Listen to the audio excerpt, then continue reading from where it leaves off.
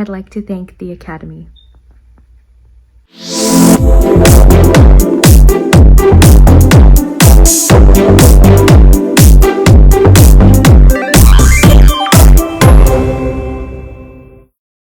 Guys, welcome to the video. I'm on my phone because my camera is charging, so I'm on my phone. On me while I just have some coffee at the same time. I had a 5 a.m. today, and I'm a little tired, so the coffee is helping. But it is my Friday, so that's why I'm doing the video now. So yes, this video is me talking about my my rankings from the lowest to the highest of the Best Picture nominations this year. As you know, if you know me, I'm a huge Oscar fanatic. The Oscars are like my Super Bowl. I love the Super Bowl, but I love, love, love the Oscars. So let's get right to the rankings. Okay, so I have my list right here. I am starting with the bottom to the top. My number 10 ranking out of 10, 1 being the best, 10 is Zone of Interest. We saw this movie, and while it wasn't like horrible, I didn't like the premise of it and what they were saying. If you've never seen it, it's pretty much about like the Nazis, and but it doesn't like focus on them really and what's going on in the background. I'm not gonna say much, but you hear things, and that movie was literally my least, like, not even my favorite. It just wasn't I did not like the movie at all. It was slow, and it was definitely not my top. I wish something else would have been nominated in its place. I'm sorry, Zone of Interest, but you did not hold my interest at all. So that is why it is number 10. And I wish The Color Purple was nominated instead, but so it goes. I'm not part of the Academy, so, you know. So Zone of Interest was my least favorite. It was just slow, and I didn't know what was going on at times, which when you're watching a movie in the theater, you kind of want to know. So that is why Zone of Interest is number 10. Let's see. Number 9 is Anatomy of a Fall. Now, Anatomy of a Fall, I loved that movie, but out of all of them, it wasn't like my favorite. It wasn't in the top like 5. It was definitely more of a, I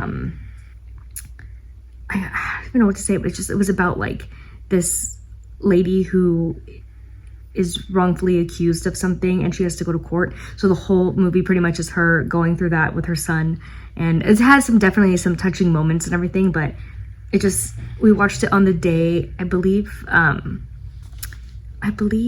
we watched it on New Year's Day. So yeah, it was a good movie. I really liked it. The acting was superb in it, but it just wasn't my favorite out of all of these movies. Number 8, Killers of the Flower Moon. Now this movie was 3 hours long. So I don't know, if a movie is that long, I feel like it has to hold my interest the whole time. Otherwise I'm just like lost in it, and it's not an ideal movie in my mind, where if you get lost in the movie and if it's that long, then it's not going to be like the best movie to recommend to people, basically. And definitely was not for me at all. Leo DiCaprio, love him though. The acting was great. Robert De Niro was in it as well. It was definitely a good movie, but not like my favorite to make the top 5. But it was still good though. I do recommend it still. All right, let's see. Number 7, I just watched yesterday, or 2 days ago, Maestro. I think I watched it yesterday. That movie was so entertaining. I loved the editing in it. Bradley Cooper, he is one of my favorites, as most of you know. He is, I don't know, he became Leonard Bernstein, and it was based on a true story too. So very interesting concept. But it was basically his life and like his music and how he made the songs that he did. And I mean, it was, like I said, it was very good acting in it. Bradley Cooper literally transformed himself into that character. Like, he got older throughout the movie, and you can tell by the makeup and stuff like that that they did an excellent job with it. Highly recommend Maestro. It still didn't make my top 5, but it still was, you know, one of the stronger ones. Number 6 is American Fiction. American Fiction is about an author who writes a book as a joke, and it becomes like a hit seller. It's funny. It has some really dramatic moments in that I did not expect. So it was more like a dramedy, like a drama and a comedy, but it definitely touched on like, I don't know, family dynamics, and it ended kind of weird to me, so I really don't that's why I didn't make my top 5, because it did end kind of funky, and I was kind of like, I don't know about that. Like, I don't think that should be like, I don't know, it was just a weird like ending, and I didn't really understand how it ended, honestly. But it's a good movie though. It's, like I said, good acting. Very, like, there were funny parts to it and funny, like, ironic moments. But yeah, I recommend it though. All right, now we're getting into my top 5. Number 5 is Barbie. Now, I've only seen Barbie once. I only saw it once in the theater, so I do want to see it again because I did love the movie. I loved the whole feminine part of it. I loved just the messaging behind it, and I love Barbie. I mean, I grew up playing with Barbies when I was little, you know, so I grew up with that doll and the Ken doll and all the other Barbie like friends. I had all of them, so it kind of took me back to my childhood when I was watching it, and I highly recommend it. Obviously, Margot Robbie, Ryan Gosling, they're all amazing. The acting was great in it, and that's why it made my top 5. It's definitely I highly recommend this movie. Poor Things is number 4. Poor Things is number 4 because I loved that movie. It was so weird, but I love Emma Stone. She's so good in what she does. She just like transforms herself into these roles, and Willem Dafoe and Mark Ruffalo. Great cast, and that's why one of the reasons why I love this movie so much. I want to see it again because it's just, it's beautiful. It's just such a weird premise.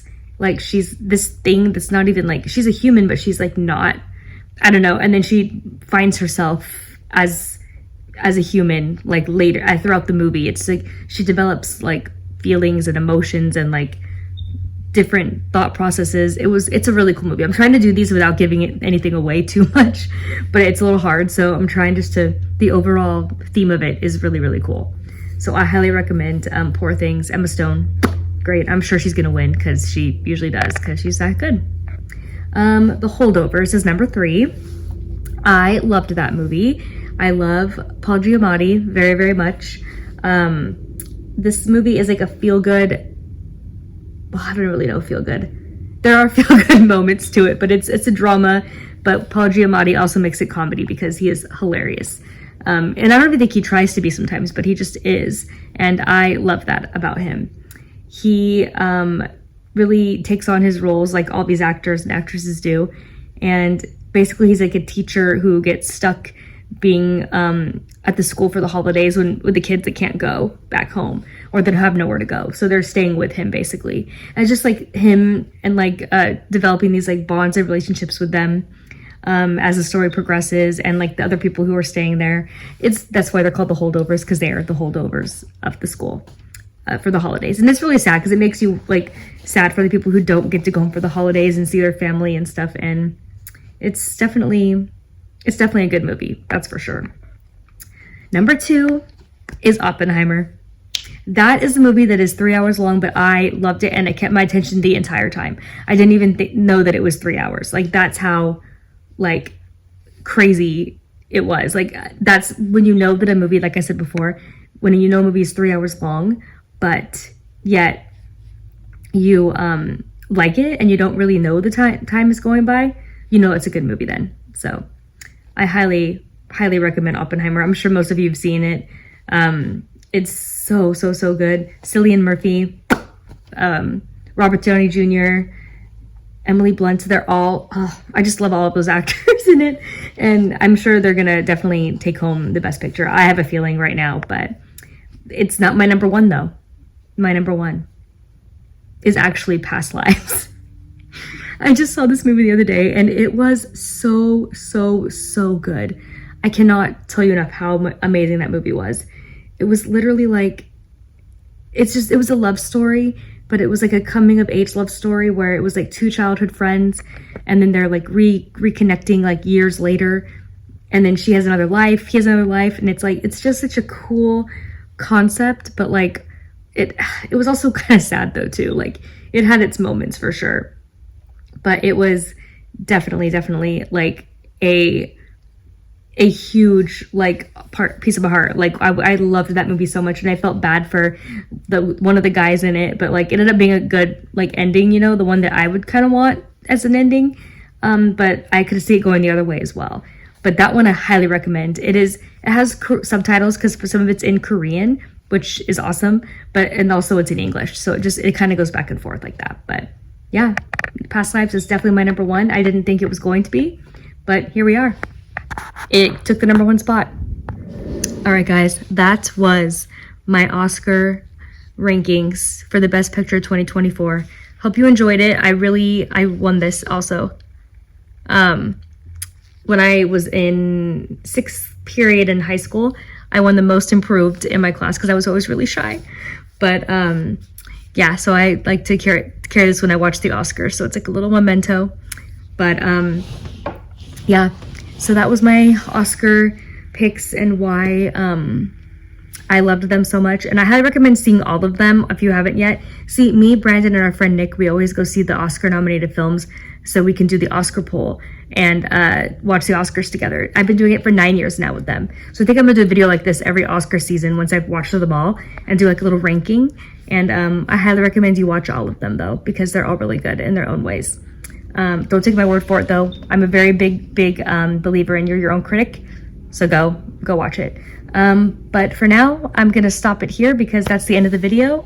Thanks so much for watching. Let me know if you want me to do more of these kind of videos coming up. I love you so much. Subscribe if you're not already.